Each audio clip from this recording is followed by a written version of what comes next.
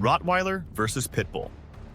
Two names that carry weight, fear, and fierce loyalty. But only one will protect.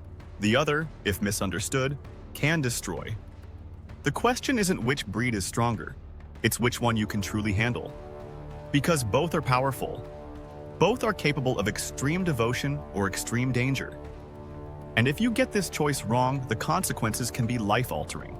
People see the Rottweiler as a bodyguard, a silent sentinel standing between you and the world. It doesn't bark without reason.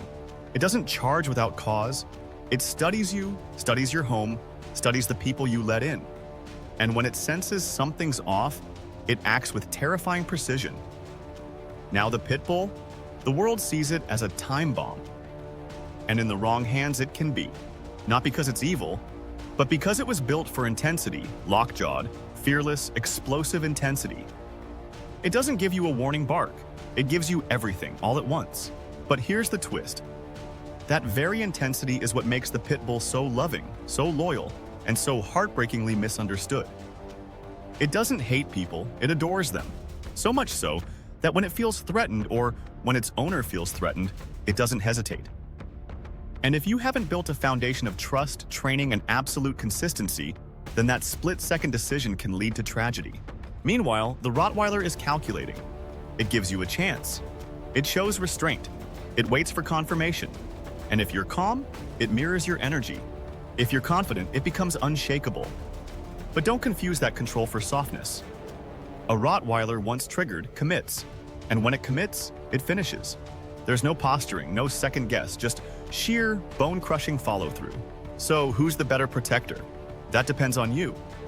Are you the kind of person who brings clarity, structure, and calm to your home? Or are you emotional, chaotic, always shifting your energy?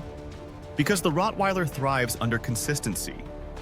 It needs to know who's in charge and it needs to respect that authority. If it doesn't, it'll step into that power vacuum and take control of the situation, whether you like it or not. The Pitbull, on the other hand, thrives on emotional energy. It needs connection, not command. It needs to feel safe in your presence, not dominated. And if you confuse fear with leadership or aggression with protection, you've just trained a weapon, one that you can't always control. That's why Pitbulls get headlines. Not because they're monsters, but because they're mirrors. And some people raise them in broken homes, around broken energy, with broken rules. And a dog that powerful, raised in chaos, can be catastrophic. In India, the stakes are even higher. Dense neighborhoods, strangers at the gate, relatives coming and going. These dogs have to read the room every day. And if your Pitbull isn't perfectly socialized, one unfamiliar face could mean disaster. Same goes for the Rottweiler. But the Rottweiler, in most cases, will wait. The Pitbull? It'll already be halfway through the problem before you even realize something's wrong. So how do you choose? Start by asking yourself, do you want a dog that warns before it bites? Or a dog that bites before you even understand the danger? Do you want a dog that protects from logic or from feeling? The Rottweiler reads threats like a soldier. The Pitbull feels threats like an empath. That's the difference. And that's why your personality matters more than the breed. You see, the Rottweiler bonds with space, with routine, with presence. It doesn't need affection every second. It just needs to know you're there and that you're stable. It'll follow you from room to room, not because it's needy, but because you are the anchor. The Pitbull, though, it wants touch, closeness, physical affection. It needs to feel your energy up close and personal. And if you're cold, distant, or distracted, it notices and reacts. This is where things get dangerous, because people buy these dogs thinking they're getting protection.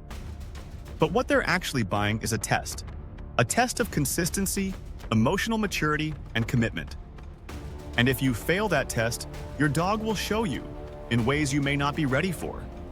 A Rottweiler will start disobeying, challenging, even protecting you from people you don't want to be protected from. A Pitbull will escalate emotionally. It'll start guarding space, growling over food, acting out of confusion, not malice. And if you punish that confusion instead of training through it, you push the dog further into unpredictability. But when you get it right, these dogs become legends. The Rottweiler that quietly puts its body between your child and a stranger. The Pitbull that licks your tears off your face when you're falling apart. One protects with presence, the other with passion, and both will fight to the death for you. So what do you really want? A protector who waits for your command? Or a warrior who charges for your honor? There's no wrong answer, only a wrong fit. And that's the truth most people don't want to hear. You're not choosing a dog. You're choosing who you're willing to become. Because these dogs aren't just pets, they're tests.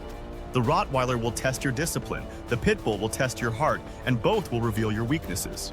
At the end of the day, the one that protects or the one that destroys, it all comes down to how much time, leadership, and love you're willing to give. Because when danger comes, and it will, your dog won't have time to think. It'll just act. Based on everything you've taught it, every experience it's had, every moment you were either present or absent, that's the moment that decides everything. So don't choose based on fear. And don't choose based on power. Choose based on your lifestyle, your emotional availability, and your willingness to train daily, love fully, and lead fairly. Because the scariest dog isn't the one with the strongest bite. It's the one that doesn't know who you are when things go wrong. In the right hands, the Rottweiler is a shield. The Pitbull is a fire. And both will stand between you and the unthinkable. But in the wrong hands, one will shut down, the other will explode. The question is, will your hands be the right ones? Because that's what separates a loyal guardian from a dangerous mistake. Not teeth, not strength, not size, but you.